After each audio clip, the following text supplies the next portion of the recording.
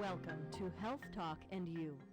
30 minutes at the intersection of science and medicine, theory and practice, research and reality. From the University of Minnesota, your host, Dr. Greg Versalati. Thanks for joining us this half hour. Today we'll take a look at an infectious disease that many consider to be public enemy number one, AIDS and HIV. Our understanding of this disease has come a long way since the early 1980s. And with advances in drug therapies, education, and outreach, people are now living longer with the disease than ever before. But the journey can be difficult.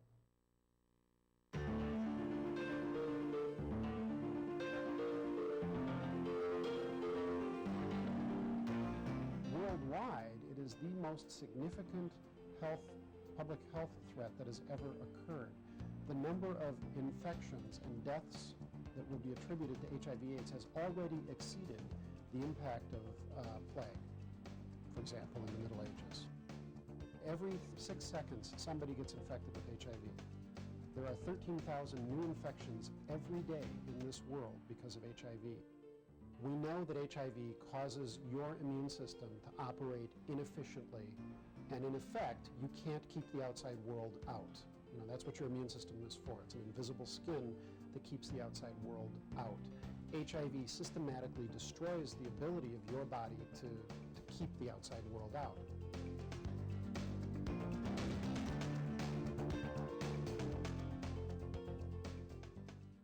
I've had AIDS now for approximately 16 years. I was first diagnosed with AIDS, actually HIV, back in the early 80s.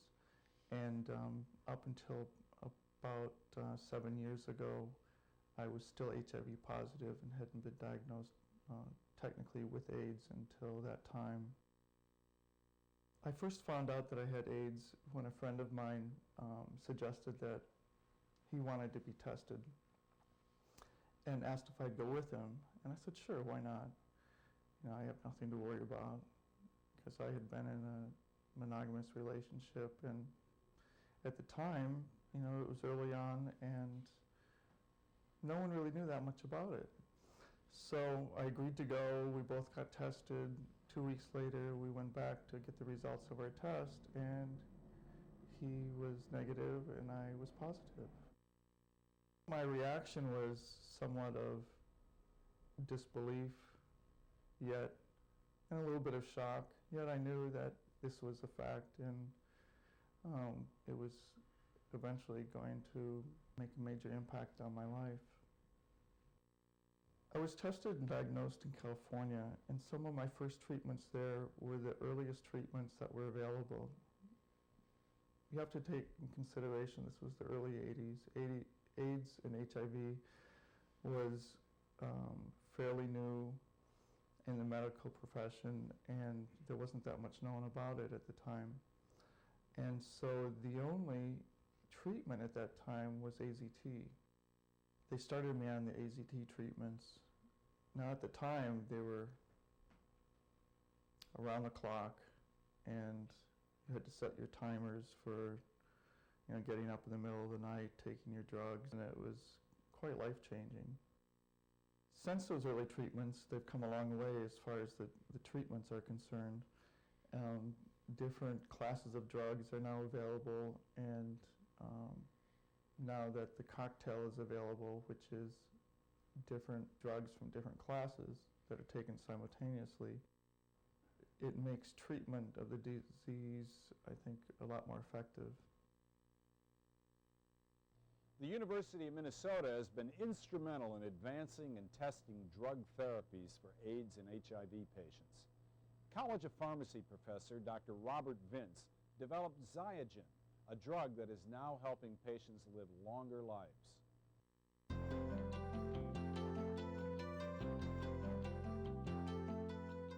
Ziagen has been shown to be very effective. It's about 25 times more active than AZT.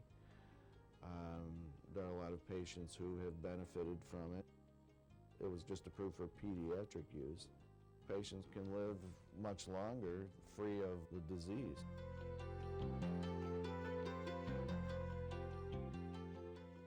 One Once I was first diagnosed, of course, at that time, everyone felt that once you were diagnosed with HIV or AIDS, that it was a death sentence. So myself, I thought maybe 5, maybe 10 years if I was lucky. But here it is, 16 years, and we're still going. We've had a few bumps in the roads and a few craters, but I still see light at the end of the tunnel. Around 1984, when the first drug for AIDS was recognized, that was AZT, there was nothing available and no one knew what types of molecules to make. So actually the NIH was asking pharmaceutical companies to submit drugs for testing, and they could only test a very small amount. One of the companies had AZT on the shelf. AZT had been actually made in 1960. This was 1984. And they sent it to the NIH for testing, and they found that it was active. So this was not a drug that was designed for AIDS. We were the first ones to make a drug that was designed for AIDS that actually was an AIDS drug. Up to that time, as I said, AZT and all the others had been made in the 60s, and they were just screened and found to be active. We designed this drug to be an AIDS drug. No patient is just getting one drug. I mean, no one gives just one drug anymore. You have to give a combination of drugs. And so all the drugs are available, including AZT, to be given in a certain sequence so that when the patient becomes resistant to one or several drugs, then you can bring on the others. If you use them in combination, they're much more effective also. Now I'm doing pretty good. I'm approximately 14 or 15 medications twice a day, which is actually much less than what I've been doing the last few years. When you treat a patient with a disease, and if you're going to use different drugs, combinations, you want to use drugs that do different things. So you try to use drugs from different categories that will attack, in this case, the virus from different points. What do I personally find rewarding about finding an AIDS drug? It's what I always wanted to do. It's been my goal in life to do that. What I would like to do is be able to use what we've gained from this, so that we can apply this now on a much larger scale and do even more. The University of Minnesota has been at the forefront of understanding the basic biology of the AIDS virus. That understanding will pave the way to new therapies and longer lives.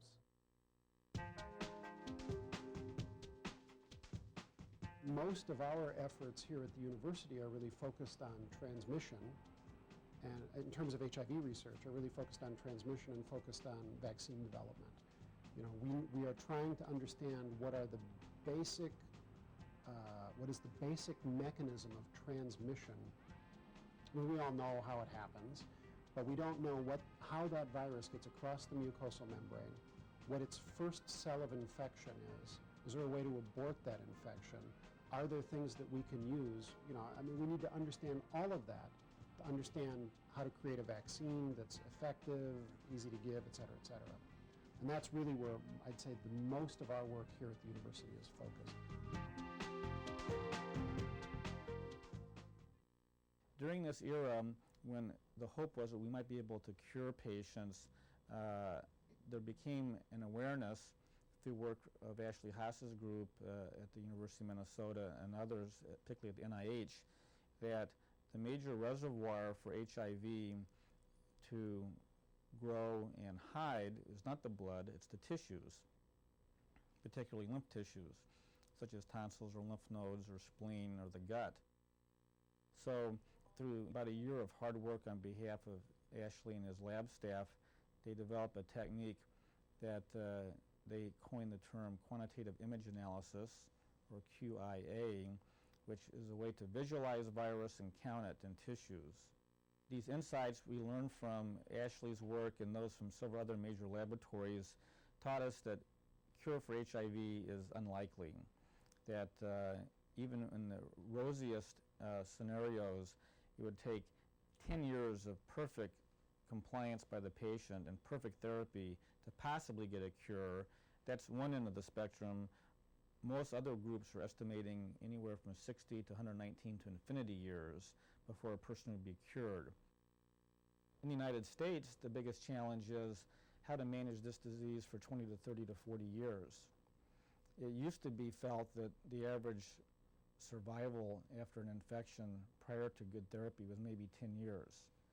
Now, we believe it's going to be stretching into the decades, so it's how to translate this from an acute problem to a chronic manageable problem. A very important study kind of gave us a lot of insight into the importance of high levels of adherence. That study basically showed that if you missed as little as 15 to 20% of your drug, that you had a massive drop-off in the benefit. Most conditions, if you miss a dose or two a week, things go okay, and your condition doesn't get resistant to the drugs, such as high blood pressure, cholesterol management. You miss, a few drugs, it's not that big a deal, but in the case of HIV, when you're missing 10, 15, 20% of your doses, it's all it takes for the virus to then pop its head up during that interval where you missed a dose and start growing with the drugs at low level. That's when the virus basically can teach itself how to beat the drugs, and then you got a real problem. The question about how to maximize adherence, and how much monitoring is practical, the typical scenario would be that a patient comes in for a number of visits after they've been identified to be HIV infected, receives education from not only the physician but nurses, case managers, and a mutual decision is made about when treatment should be initiated and which drugs to choose, and it's different for each person. The way to improve the world is to realize what a special situation we're in the United States. We're wealthy, we have extra resources, and we have learned a lot that we should be sharing in a better way. And the University of Minnesota is going to do a lot in this arena in the next 10 years, and that's great.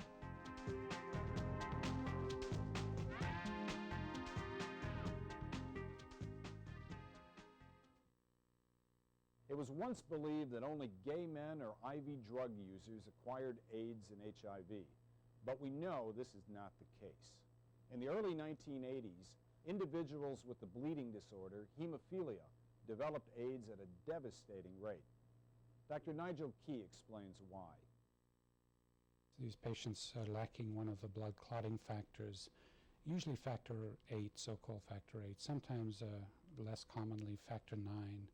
They both look very similar in terms of the problems they cause with excessive bleeding. The best known families with hemophilia was the British royal family, with Queen Victoria being a carrier of hemophilia and having several daughters who were carriers of hemophilia, and sons and grandsons.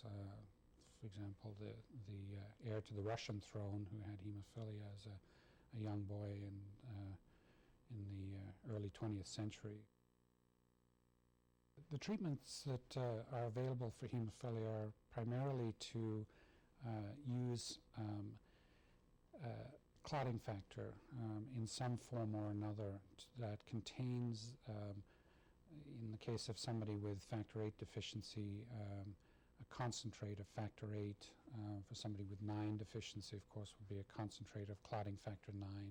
These concentrates can be purified from blood plasma, from donated blood plasma.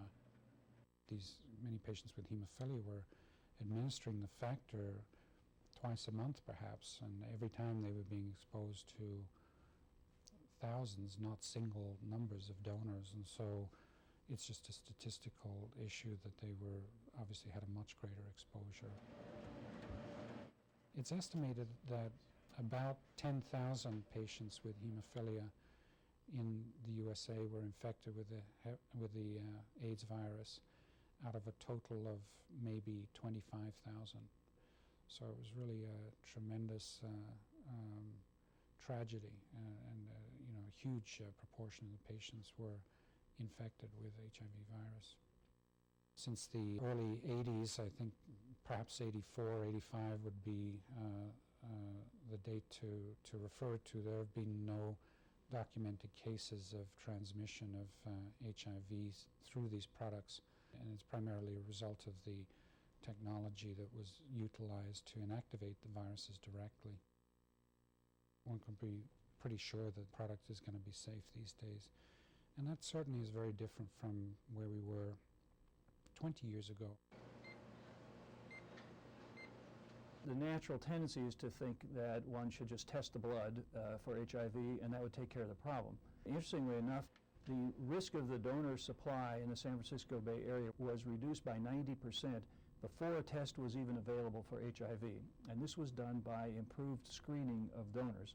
As AIDS became better understood and the ways in which people become infected with HIV were understood, the blood banks were able to put in place questions and screening procedures so that donors who might be at risk of being HIV infected were deferred, and blood was not accepted from those donors. Have you ever had sex with someone who's lived in a Pattern 2 country? Remembering the early days of the HIV epidemic, there were people who felt that it was totally inappropriate to ask potential blood donors some of the kinds of questions that get at AIDS risk behaviors. Now, we've come a long way from then, and we ask very specific questions to blood donors about their sexual practices, whether they have used needles to inject drugs, all these sorts of things that will put people at risk of being infected by HIV. Sometimes they really don't know they're infected. Other times they know they've engaged in risky behavior, and for one reason or another they don't want to admit this during the donor screening. After the donor history is taken, and we hope any infectious donors would be screened out there, but if not, then the blood is tested in the laboratory for the antibody to HIV. It's also tested for HIV antigens. So all of these tests are done before the blood would be released for transfusion. We think that we've made fantastic progress over the last decade in almost eliminating HIV from the blood supply. And we're pretty optimistic that within the next 5 years we will have totally eliminated it. Today, more and more women are becoming HIV positive. During pregnancy, there's a chance that the virus can be passed to her unborn child. But as Dr. Laura Hoyt explains, there are now screenings and treatments in place to minimize this transmission.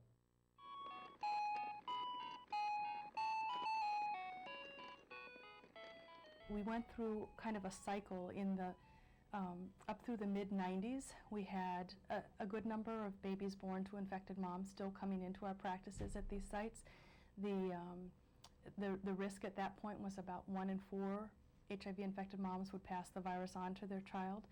And since 1994 and subsequent to that through the late 1990s, we learned how to prevent transmission from a mom to their baby. And so that now, if a mom's engaged in care, we can get the risk to less than 2% of passing the virus to their baby.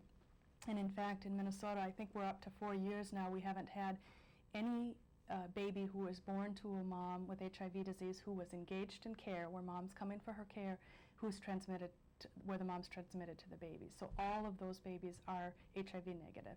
And so we're even better than that 2% transmission rate. More women who know they're HIV infected are choosing to become pregnant and have babies because the risk of transmitting the virus to their babies has become so much less and really essentially close to zero for many women. And also because they perceive, I think oftentimes rightly so, that they have a very good chance of being around for their child's childhood, to live throughout their child's childhood and be the parent to that child that they want to be. All of our kids who are HIV infected are living very rich lives. If they're school age, they're going to school, they play sports, they go to camp, they have, they hang out with their friends and do the same kind of things that other kids do. They're not excluded from those activities because of their HIV disease. Their life is more complicated, however, just like it would be for any other chronic illness, because they do have to take medications to fight against the virus. And they do have to come for doctor visits and come get their blood drawn and that kind of thing. So it's more like what it is, say, for a child with diabetes or severe asthma or sickle cell disease, those kinds of chronic illnesses that do have a potential for being a lethal disease, but the better the patient is able to adhere to these complicated treatments, the more likely they are that they can have a closer to normal life. I also think people that people aren't getting new HIV disease, that we have stemmed the new infections, and that's not happening at all. It's never happened in Minnesota, especially never happened in our non-white populations. Our African American and Latino populations have never seen a decrease in new infection. It's never been the case for women. We've always had, every single year, more HIV-infected women than the year before. I think those are messages that we need to continue to do a better job of getting out there. I think we need to continue to work on multidisciplinary models. I believe that the multidisciplinary model is the ideal way to take care of HIV-infected children. In the United States each year, there are about 40,000 new HIV cases.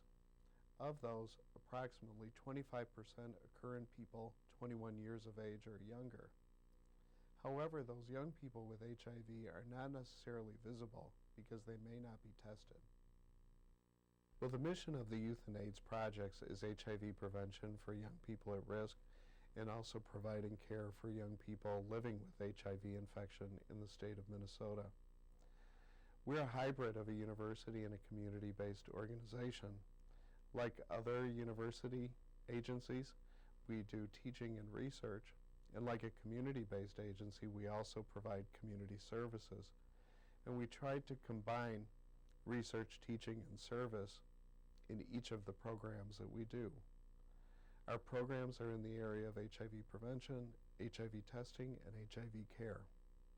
Each year, we serve hundreds of young people with HIV prevention and testing services. We've been providing HIV antibody counseling and testing since the early 1990s. However, several years ago, we switched to the OraSure test. This is an oral mucosal transudate test. So what it's testing is HIV antibodies within oral secretions that come from the gums or the cheeks. This test is highly accurate, and it's very appealing to young people because it doesn't involve blood. It's also very practical to use in the field because it doesn't require trained personnel to draw blood, and it also avoids all the risks which are associated with drawing blood, needles, and glass tubes. Consequently, we really prefer to use the OraSure test, and it enables us to take testing outside the clinic setting and bring it into the field where young people at risk might be found. I think it's very important for prevention programs to speak specifically to their target audience. It is not a situation where one size fits all. It is very important that successful prevention programs be culturally appropriate and acceptable to the target population. They also have to have a credible messenger. For example, young people themselves are a credible messenger to most other young people. Prevention programs also have to help people go beyond getting knowledge about HIV/AIDS and also develop the skills in prevention, including ways to refuse high-risk sex or drug use. Finally, prevention programs need to give young people the opportunity to practice those skills over time and put them into use in practical life situations. This is the best that I've felt for the last 7 years. So I've come a long way. I suppose the biggest impact this has had on my life is it's immobilized me. Physically, emotionally, and spiritually, I think it's helped to communicate with others and to be open with others about myself, my relationships, and it's brought me closer to my family and friends. Sometimes it takes a tragedy to see the best of things. What I'd like to see happen in the future, I think, is the same as what everybody would like to see, and that would be to see a cure. But in the meantime, if we could see some drugs come out on the market, some treatments that are not so evasive and with less side effects, and something that doesn't consume your day, you know, having to take this pill with this food, or this pill 3 hours and this pill 6 hours, and this injection 3 times a day, it becomes almost a full-time job just to keep yourself living. So I think it, at least in my viewpoint, if we could get something a treatment that is a little easier to maintain and give yourself a quality of life, it would be a lot easier to take and to live with. What I'd like to say to others that have HIV and AIDS is not to give up, that there's always hope, and to take control of your health, your treatments, ask a lot of questions of your doctor. As a matter of fact, I question all the time. Anytime a physician says, well, we want to do this, ask why. Ask the risks, and if they benefit, they're more beneficial than negative, then go for it. And pray a lot, because there's a lot of power in that. A normal day for me today has changed somewhat. Well, actually, it's changed drastically over the past couple of years. 2 years ago, I was homebound, bedridden, IVs 24 hours a day practically. I was transfusion dependent, and the entire day consisted of maintaining all these pumps and tubes and syringes and swallowing pills. Today, I can leave the house, I can drive, I can go and have dinner with friends, I can go out and exercise. I'm working on my house, trying to get it in order finally, and it's becoming more normal. I'm actually thinking of going back to work soon, and it's nice for a change to be back with the living. Academic health centers, in collaboration with community groups, have transformed HIV and AIDS from an acute to a chronic illness. As you've just heard, the University of Minnesota is playing a major role in this transformation. Thanks for watching our program, and remember, the doctors are always in on Health Talk and You.